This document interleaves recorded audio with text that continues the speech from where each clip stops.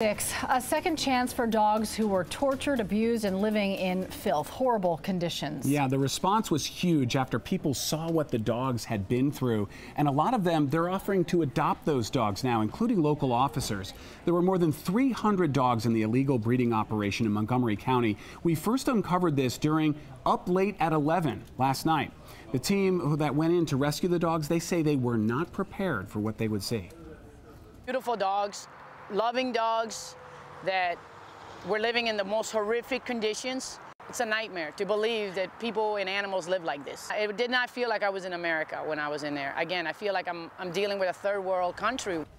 Investigators say Angela Powell ran this illegal operation and another one 30 miles away in Candler County. And about 30 of those dogs were brought back to Metro Atlanta to rehab them and to find new homes as well. And one of them will become a jail dog. Actually, I think two of them are going to be jail dogs here. There are pictures of these dogs. This is Gwinnett Jail Dog Program, and they share these pictures with us because inmates are going to help care for and train the dogs so they will eventually be ready to find a forever home, be adopted. We have a lot of more information for you about the rescued dogs and the Jail Dogs program. You'll find the full story on 11alive.com.